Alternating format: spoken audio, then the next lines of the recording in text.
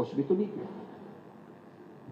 अब बात करते हैं पीडीए का। मैं इसलिए कह रहा हूं, ये परिवार डेवलपमेंट अथॉरिटी जो आपने बनाई है, ये जनता की आंखों में धूल झोंकने के अलावा और कुछ थोड़े है। पीएम विश्वकर्मा योजना के माध्यम से और मुख्यमंत्री विश्वकर्मा श्रम सम्मान के माध्यम से पिछले 8 वर्ष में गांव का मोची हो, गांव का धोबी हो, गांव का नाव हो, गांव का कारपेंटर हो, गांव का राजमिस्त्री हो, गांव का कुम्हार हो, गांव का कोई भी व्यक्ति हो, उसके एक निश्चित ट्रेनिंग टूल किट बैंक से लिंक करना और उसको फिर से स्वावलंबन के पथ पर अग्रसर करने का काम एक डबल इंजन की सरकार ने किया है और इस पर लगातार कार्य कर रही है। हमने बांटा तो नहीं।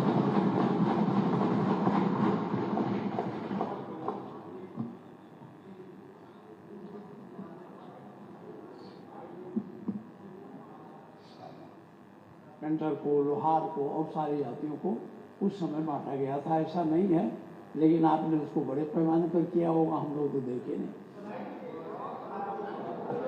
चलिए, धन्यवाद आपको कि आपने कम से कम स्वीकार तो किया।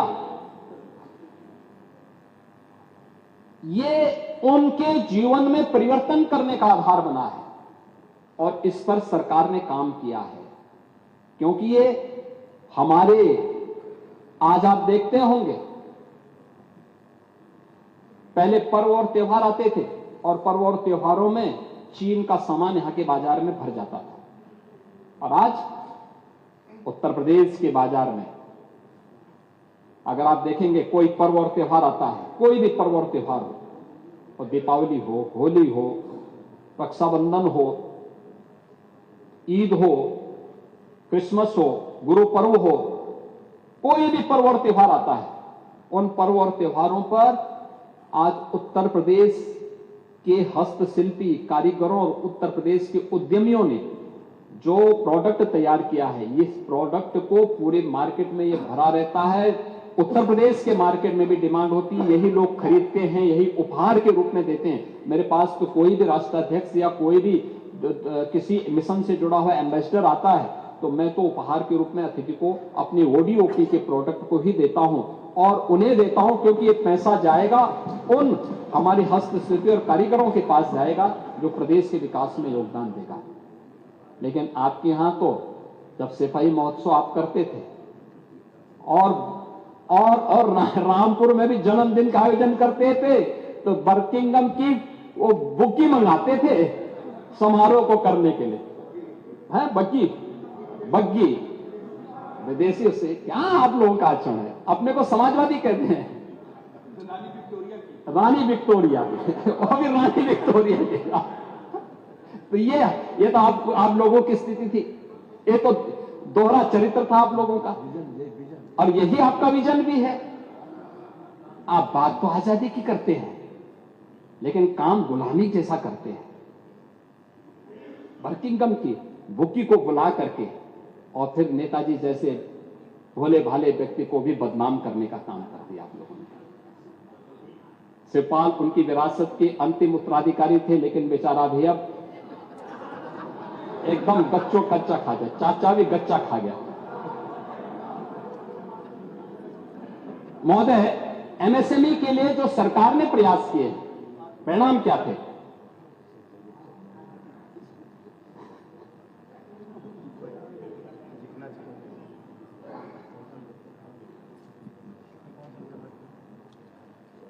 औद्योगिक ऋण।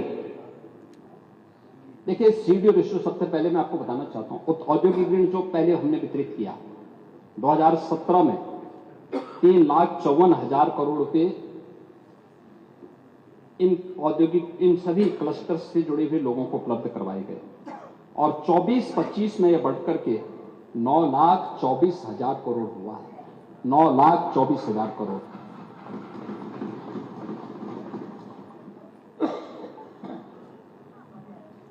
प्रदेश के अंदर सीडी रेशो यानी बैंक में हमारा जितना पैसा जमा हो रहा है वह पैसा यहां के उद्यमियों को, यहां के नौजवानों को, यहां के किसानों को प्राप्त हो रहा है कि नहीं हो रहा है?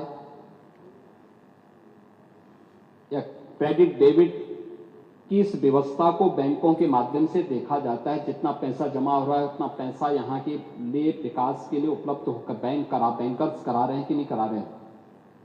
इसका फीसदी पहले 44% था 16-17 में, और आज ये बढ़ करके लगभग 62% पहुंचा है। 62%।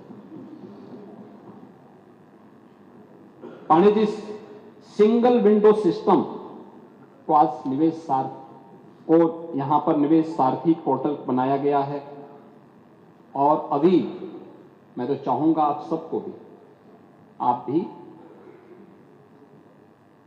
25 से 29 सितंबर के बीच में ग्रेटर नोएडा में हम पिछले 3 वर्ष से इंटरनेशनल ट्रेड शो का आयोजन करने जा रहे हैं। वहां कोई हिंदू मुस्लिम नहीं देखता। उत्तर प्रदेश के अंदर जो प्रोडक्ट बनाई जाती है उसको डिस्प्ले करने का, बाहर से हम लोगों को बुलाते हैं। दुनिया के 500 से अधिक बायर्स आते हैं।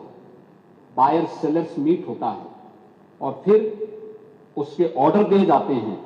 परिणाम क्या था? गत वर्ष 500 ऐसे बायर्स बुलाए गए थे जो बाहर से आते थे, खरीदारी करते थे, और 2,200 करोड़ रुपए से अधिक का ऑर्डर यहां के उद्यमियों को, यहां के लोगों को प्राप्त हुआ है, यहां के व्यापारियों को प्राप्त हुआ है।